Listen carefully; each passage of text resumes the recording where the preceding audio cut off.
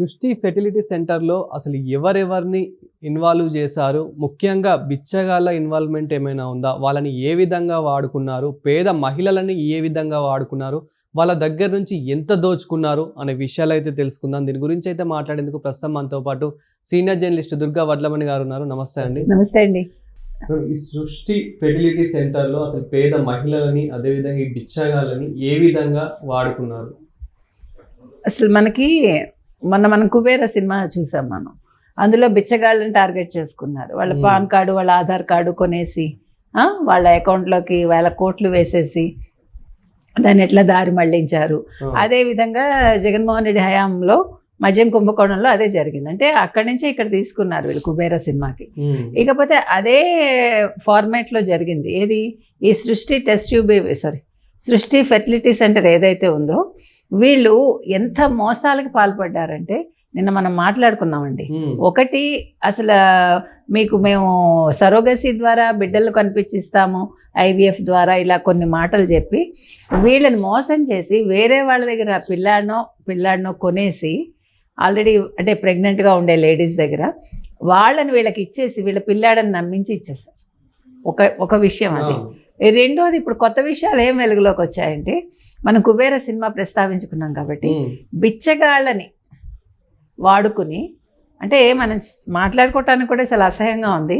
వాళ్ళకి బిర్యానీ తినిపించి, మందు తాగించి, వాళ్ళకి పోర్న్ వీడియోలు చూపించి 800 నుంచి 4000 వరకు వాళ్ళకి డబ్బులు ఇచ్చి వాళ్ళ స్పర్మ్ తీసుకుని ఆ స్పర్మ్ని ఏం చేశారు, అది పక్కకు పెట్టి పేద మహిళలు ఉంటారు కదా వాళ్ళ దగ్గర నుంచి అండాలు కొని 10,000కి అట్లా ఇవి రెండూ కలిపి అహ్మదాబాద్ పంపించి అక్కడ వాళ్ళు సరోగసీ ద్వారా పిల్లల్ని కనిపించి ఆ పిల్లల్ని ఇక్కడే తీసుకొచ్చి వీళ్ళకి డెలివరీ టైంలో, అంటే ఇది ఎంత పెద్ద రాకెట్ అనేది మీరు ఆలోచించండి. ఇది ఒకళ్ళ వల్ల సాధ్యం కాదు. అంటే ఒక ఫెర్టిలిటీ సెంటర్ పెట్టి ఇప్పుడు ఎక్కడెక్కడ ఉంది, విజయవాడలో ఉంది, ఇంకెక్కడ ఉంది, ఇక్కడ కుకట్పల్లిలో ఉంది. మీరు చూస్తే కనుకైతే మనం ఆశ్చర్యపోయే చోట్ల ఉంది. ఒక 4-5 సెంటర్స్ ఉన్నాయి వీళ్ళకి. ఈ సృష్టి టెస్ట్ ట్యూబ్ బేబీ సెంటర్లో ఏముందంటే ఇంకా కూకట్పల్లి, కొండాపూర్తో పాటు ఏపీలో విజయవాడ, విశాఖపట్నంలో కూడా ఇంకా ఒడిషా, కోల్కతా వీరి బ్రాంచెస్ ఉన్నాయట. అయితే వీళ్ళు ఈ రకంగా చేశాక ఇప్పుడు ఈ సికింద్రాబాద్ రైల్వే స్టేషన్ పరిసర ప్రాంతాల్లో ఉంటారు కదా బిచ్చగాళ్ళు, అమాయకులు, వాళ్ళని ముందుగా గుర్తించి వీళ్ళు వాళ్ళకి ఇందాక మనం చెప్పుకున్నట్టు డబ్బులు, బిర్యానీ, బీరు అన్నీ ఇచ్చి ఈ వీడియోలు చూపించి అవన్నీ సేకరించారట. అదేవిధంగా రోజువారీ కూలీల దగ్గర నుంచి కూడా, తర్వాత పేదరికంతో ఉండే మహిళల దగ్గర నుంచి కూడా ఇట్లా వీళ్ళు ఇన్ని రకాలుగా సేకరించి ఈ దందా చేయటం జరిగింది.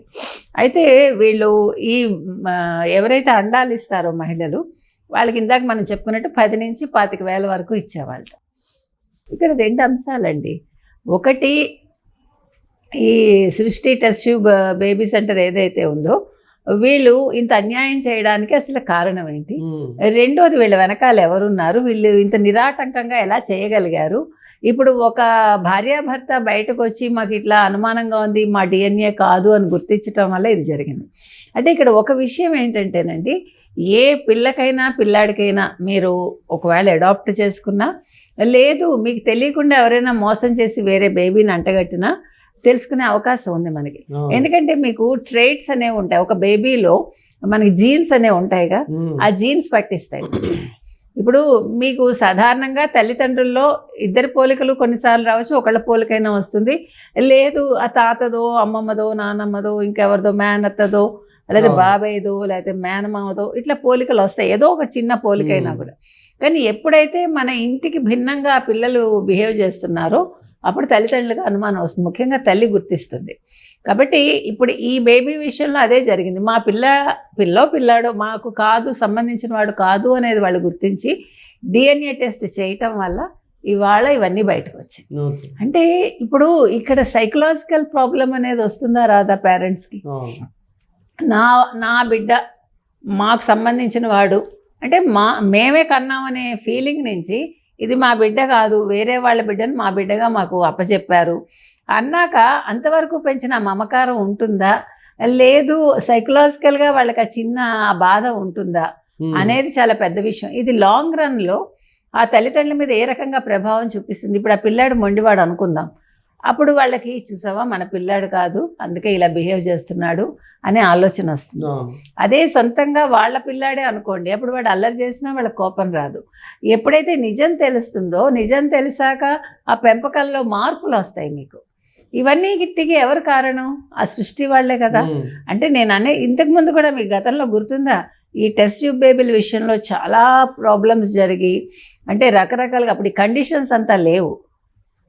ఆ తర్వాత సెంట్రల్ గవర్నమెంట్ ఇన్వాల్వ్ అయ్యి కొన్ని కండిషన్స్ పెట్టాక అడాప్షన్ అనేది మీకు చాలా తీవ్రతరం అయిపోయింది అప్పుడు.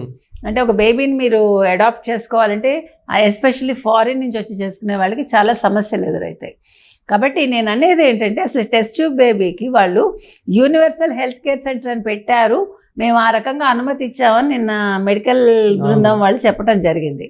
మరి అలాంటప్పుడు వాళ్ళు ఇప్పుడు మీకు ఒక లైసెన్స్ వస్తుందండి, వచ్చాక గవర్నమెంట్ తరఫున వాళ్ళు వచ్చి విజిట్ చేసి మిమ్మల్ని టెస్ట్ చేయాల్సిన బాధ్యత ఉందా లేదా? ఏడాదికో 2 ఏళ్లకో కనీసం ఏడాదికి ఒకసారి ఇక్కడ ఏం జరుగుతోంది, మనం వీళ్ళకి పర్మిషన్ ఇచ్చాము, వీళ్ళు సక్రమంగా చేస్తున్నారా లేదా అని విజిట్ చేయాలా వద్దా? మరి ఎందుకు అలా ఆ రకంగా చేయలేదు? ఇక్కడ వాళ్ళు కూడా ఇన్వాల్వ్మెంట్ ఉందా, మెడికల్ కౌన్సిల్ కూడా? ఇవన్నీ చూడాలండి. ఇది చిన్న విషయం కాదు, ఎందుకంటే వాళ్ళు 4 చోట్ల కేంద్రాలు పెట్టి ఇంతమందిని వాళ్ళు మోసం చేసి ఇప్పుడు వాళ్ళు సేకరించిందంతా కూడా అసలు నిజంగా ఒరిజినల్ పేరెంట్స్ ఏమైపోయింది, ఇవన్నీ కూడా దొంగతనంగా వీళ్ళు అంటే వాళ్ళకి ఎరవేసి వాళ్ళని పట్టుకుని తీసుకొచ్చిందా ఇదంతా.